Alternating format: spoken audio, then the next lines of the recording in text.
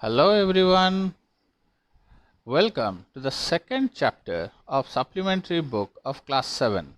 The name of the chapter is Bringing Up Kari. नमस्कार, आप सभी का स्वागत है क्लास 7 के सेकंड चैप्टर जिसका नाम है ब्रिंगिंग ऑफ करी में। लेसन शुरू करने से पहले कुछ की पॉइंट्स दिए हुए हैं जिससे हमें लेसन के बारे में पता चलता है। करी, a 5-month-old baby elephant, lives and grows up with his 9-year-old friend and keeper. Kari does not eat much, just about 16 kilograms of delicious twigs a day. Playful and sensitive, Kari saves the boy from drowning. यानी करी बस एक 5 महीने का हाथी का बच्चा है जो एक 9 साल के उसके रक्षक और दोस्त के साथ बढ़ता है। करी ज़्यादा नहीं खाता, बस 16 किलोग्राम पत्तियां दिन में खाता है। तो ये एक मजाकिया बात है। 16 किलोग्राम पत्तियां बहुत होती हैं, लेकिन एक हाथी के लिए 16 किलोग्राम कुछ भी नहीं होता। प्लेफुल एंड सेंसिटिव, करी एक मज़ेदार खेल प्यारा हाथी का बच्चा है। करी एक बच्चे को डूबने से भी बचाता है। करी, the elephant was 5 months old when he was given to me to take care of. करी एक 5 महीने का हाथी का बच्चा था जब वो लेखक को मिला था, यानी लेखक को उसका ध्यान रखने के लिए दिया गया था। तब करी की उम्र सिर्फ 5 महीने की थी। I was 9 years old and I could reach his back if I stood up on tiptoe. लेखक जो हैं उनका उम्र तब 9 साल का था और वो करी के पीठ तक पहुंच जाते अगर वो अपने पाँव के बल यानी पाँव के उंगलियों के बल खड़े होते। नीचे जो पिक्चर दिया गया है, अगर आप इसे देखोगे तो यहाँ पे आप देख सकते हो कि किस तरह से वो अपने पाँव को ऊंचा करके खड़े हैं। तो इसे कहा जाता है टिप टो, यानी किसी भी इंसान के पाँव के जो उंगलियां होती हैं उसके ऊपर अगर हम प्रेशर देकर खड़े होते हैं तो उसे टिपटो कहा जाता है। He seemed to remain that high for nearly 2 years. अब करी की हाइट उतनी ही रही करीबन 2 साल तक। एक्चुअल में क्या हुआ कि ये 9 साल का लड़का था, इसका हाइट भी बढ़ रहा था और करी जो था उसका हाइट भी बढ़ रहा था, तो इसलिए उसे इतना मालूम नहीं चला कि करी भी ग्रो कर रहा है। When we grew together, that is probably why I never found out just how tall he was. अब दोनों एक साथ बड़े होते गए यानी हाइट में, तो उन दोनों को पता ही नहीं चला कि कब वो एक दूसरे के साथ बड़े हो रहे हैं, और उन्हें लगता था जैसे कि करी का हाइट उतना ही है। He lived in a pavilion under a thatched roof which rested on thick tree stumps so that it could not fall in when Kari bumped against the pole as he moved about. करी जहाँ रहता था वो एक pavilion यानी छप्पर जैसा था जिसके 4 बड़े बड़े खूंटे थे और उसके ऊपर कुछ पत्तियों से छत बनाई हुई थी। वो खूंट जो है वो बड़े मोटे पेड़ के तनों से बने थे, क्योंकि अगर करी घूमते वक्त उनसे टकरा जाए तो वो गिर न जाए। One of the first thing Kari did was to save the life of a boy. करी ने पहला काम किया था कि उसने एक बच्चे की जान बचाई थी। Kari did not eat much but he nevertheless needed 40 pounds of twigs a day to chew and play with. Kari ज़्यादा नहीं खाता था, लेकिन दिन में उसे 40 पाउंड तक पत्तों की ज़रूरत पड़ती थी ताकि वो उन्हें खा सके, चबा सके और उनमें से कुछ के साथ खेल सके। आपने देखा होगा हाथी के सामने अगर कुछ रखा जाता है पत्ते वगैरह, तो वो उनमें से कुछ को खाता है और कुछ को इधर उधर अपने पीठ पर, मुंह पर इधर उधर फेंक फाक के उनके साथ मज़ा करता है। Every day I used to take him to the river in the morning for his bath. रोज सुबह उसे वो नदी में नहाने लेकर जाया करते थे। ही would lie down on the sand bank while I rubbed him with the clean sand of the river for an hour. करी नदी के किनारे लेट जाता और नदी के बालू से लेखक उसके पीठ को घिसता। After that he would lie in the water for a long time. उसके बाद ये पानी में बहुत समय तक रहता। On coming out his skin would be shining like ebony, and he would squeal with pleasure as I rubbed water down his back. जब पानी से वो बाहर निकलता तो बड़ा ही प्रसन्न होता और वो खुश होता तब जब लेखक उसके पीठ से पानी को साफ करता. Then I would take him by ear. उसके बाद लेखक उसको कान से पकड़कर आगे ले गया जाता. Because that is the easiest way to lead an elephant. क्योंकि यही सबसे आसान तरीका है एक हाथी को ले जाने का. And leave him on the edge of the jungle while I went into the forest to get some luscious twigs for his dinner. तो ये उसे जंगल के किनारे ले जाते और वहाँ पर उसे छोड़कर ये उसके लिए खाने के लिए अच्छी अच्छी नरम पत्तियाँ ढूंढने निकलते. One has to have a very sharp hatchet to cut down these twigs. एक इंसान के लिए बहुत ज़रूरी है कि अगर इन हाथी के लिए पत्तियाँ काटने जाए तो उसका हथियार जो है वो बहुत ही धारदार होना चाहिए. It takes half an hour to sharpen the hatchet because if a twig is mutilated, an elephant will not touch it. तो आधे घंटे के करीब समय लग जाता था उसके उस हथियार, कुल्हाड़ी हो या किसी भी तरह का हथियार जिससे टहनियाँ काटी जा सकें, तो उसे धार करने के लिए, शार्पन करने के लिए उन्हें आधा घंटा टाइम देना पड़ता.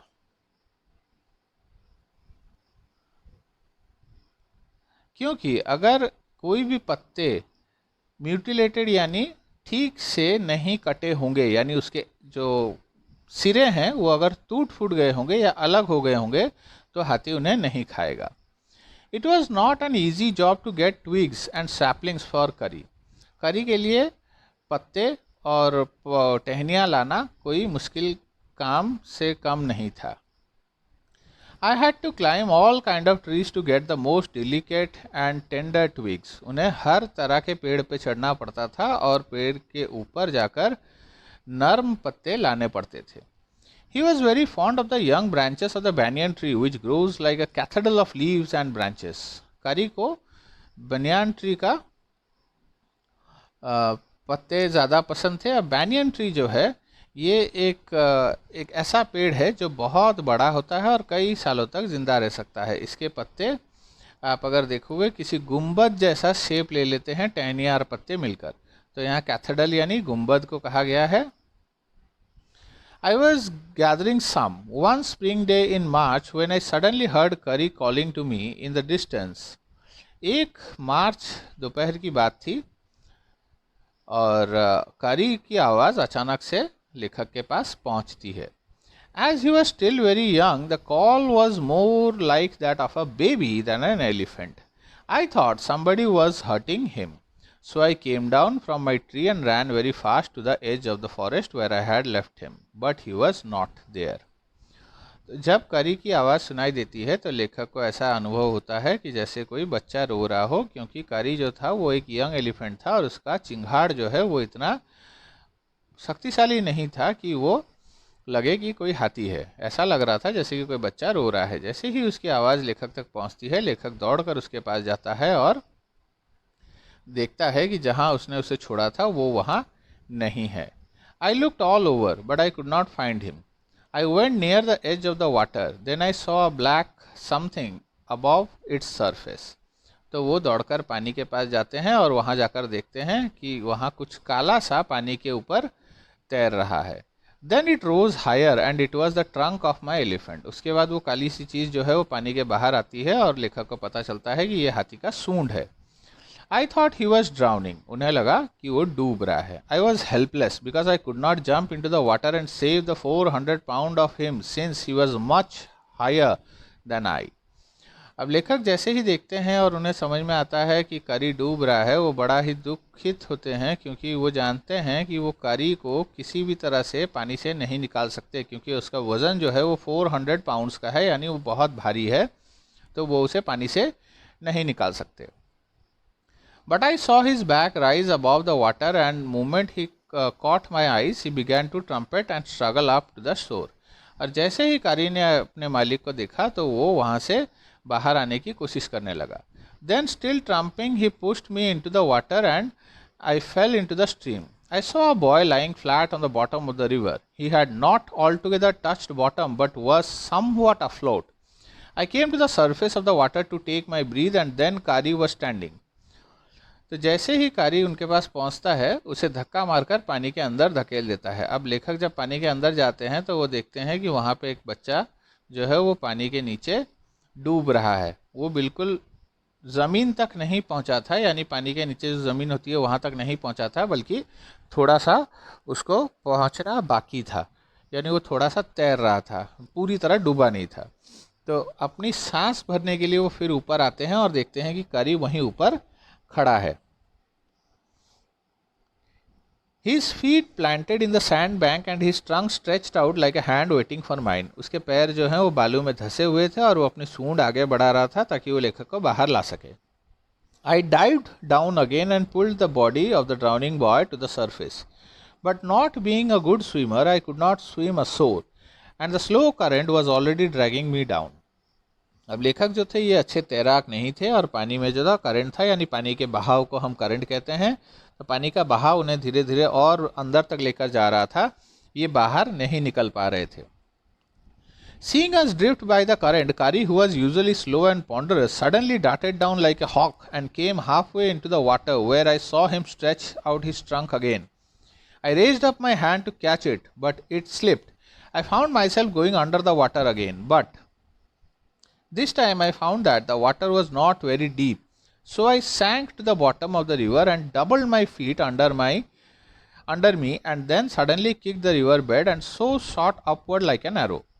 In spite of the fact that I was holding the drowning boy with my hand, as my body rose above the water, I felt a lash around my neck. This frightened me. I thought some water animal was going to swallow me. I heard Kari squealing, and I knew it was his trunk about my neck. He pulled us both ashore. अब क्या होता है न, जब लेखक पानी के current से बह जा रहे थे तो कारी जो है, जो कि साधारणतः बहुत ही धीमा है, वो बहुत ही तेज़ गति से आता है और अपना सूंड आगे बढ़ाता है, लेकिन लेखक उसे पकड़ नहीं पाते हैं और वो पानी में बह जाते हैं। तो उन्हें अनुभव होता है कि पानी वहाँ पर उतना गहरा नहीं है, तो वो एक जोर की डुबकी लगाते हैं और नीचे ज़मीन पर अपने पैर को पटक कर ऊपर उठने की कोशिश करते हैं।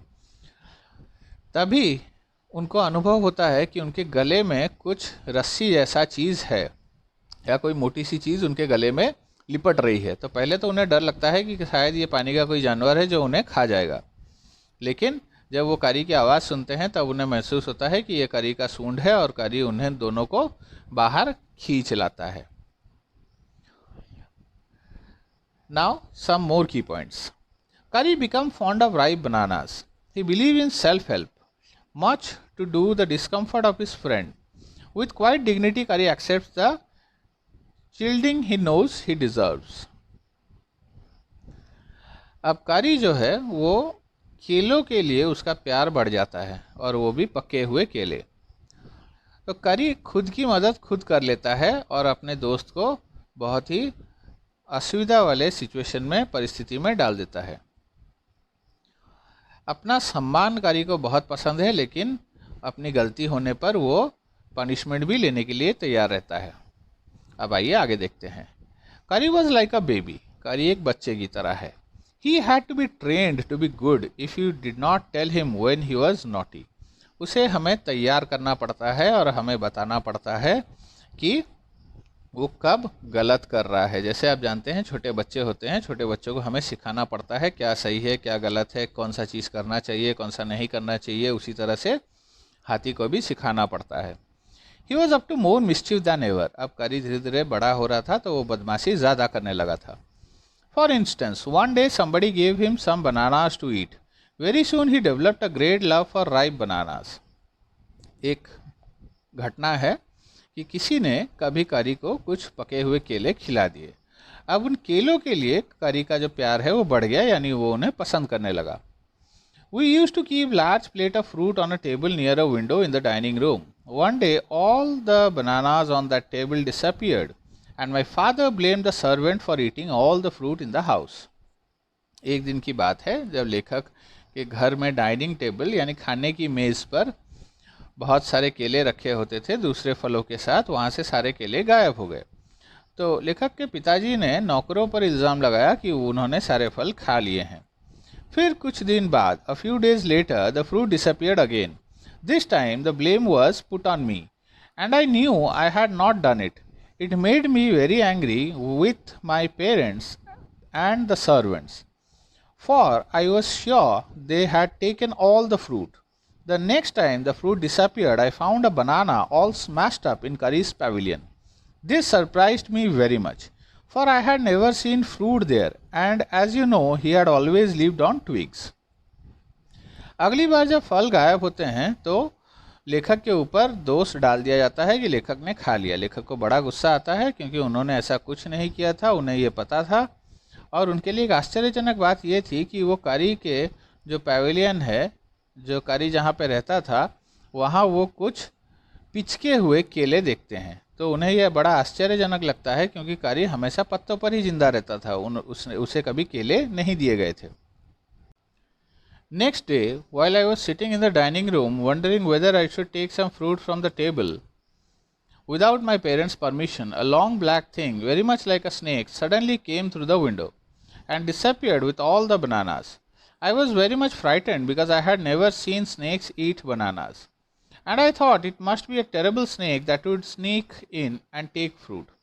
I crept out of the room and, with great fear in my heart, ran out of the house, feeling sure that the snake would come back into the house, eat all the fruit and kill all of us.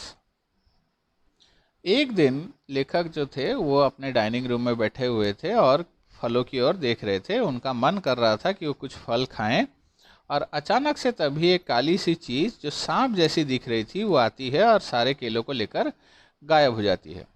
इसे देखकर लेखक बड़ा ही घबरा जाते हैं क्योंकि उन्होंने पहले कभी किसी सांप को केले खाते हुए देखा या सुना नहीं था। उन्हें लगता है ये कोई भयानक सांप है और जब वो सारे फल खा लेगा तब ये इन्हें भी आकर खा जाएगा।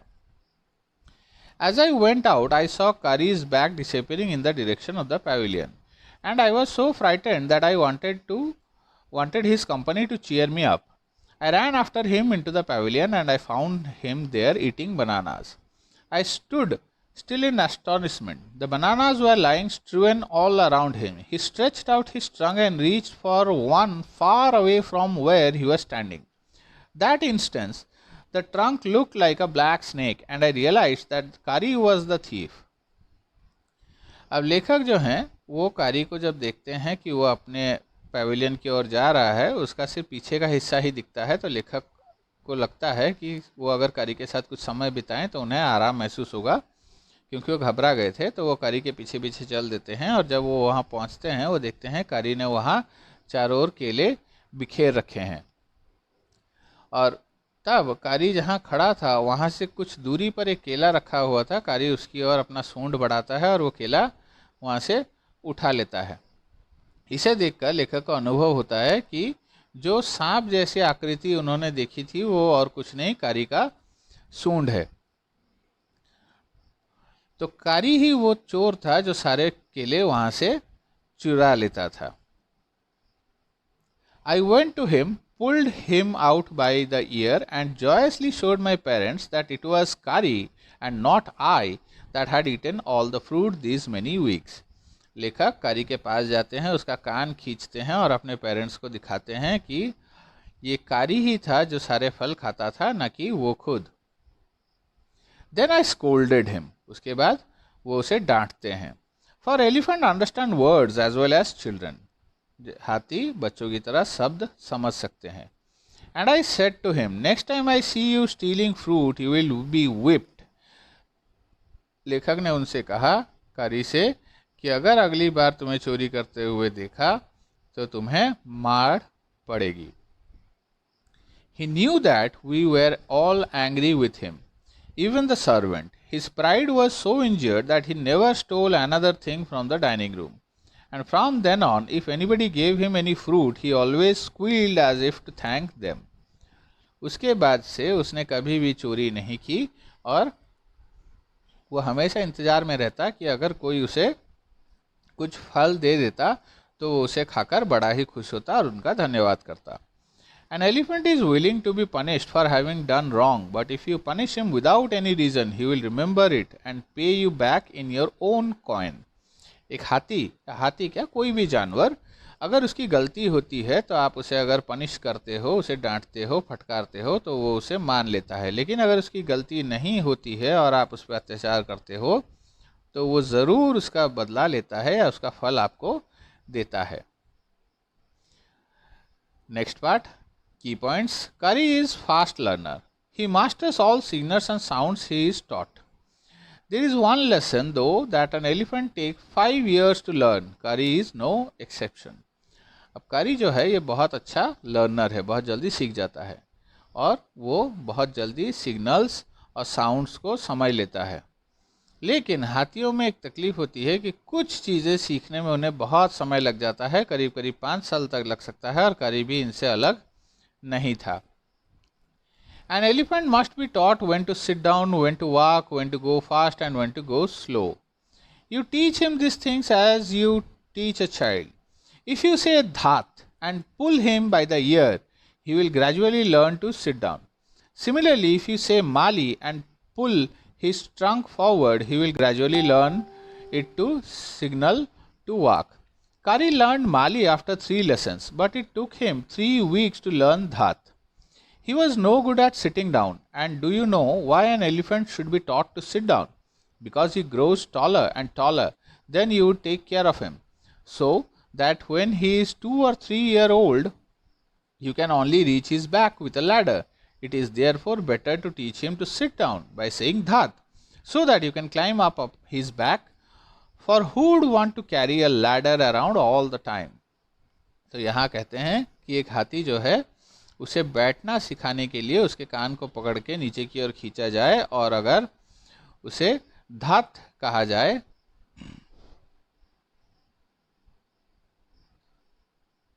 तो वो धीरे धीरे बैठना सीख जाएगा। उसी तरह अगर उसके सूंड को पकड़कर आगे खींचा जाए और माली कहा जाए तब वो आगे चलना सीख जाएगा। अब उसके बाद उसके कान को पकड़ने की भी ज़रूरत नहीं या उसके सूंड को पकड़ने की भी ज़रूरत नहीं, सिर्फ बोलने पर ही वो वही काम कर देगा। कारी जो है वो आगे बढ़ने का कमांड जो है माली, वो 3 लेसन के बाद यानी बहुत जल्दी सीख गया, लेकिन उसे 3 हफ्ते लग गए बैठना धत सीखने में। क्योंकि अगर आप हाथी को बैठना नहीं सिखाते हो तो क्या होगा, समय के साथ साथ हाथी बड़ा होता जाएगा और बड़े होने पर आप उसके पीठ तक किसी सीढ़ी के सहारे पहुंच सकते हो। लेकिन जब वो पूरी तरह एक बड़ा हाथी बन जाएगा तब आप किस तरह से उसके पीठ पर चढ़ोगे।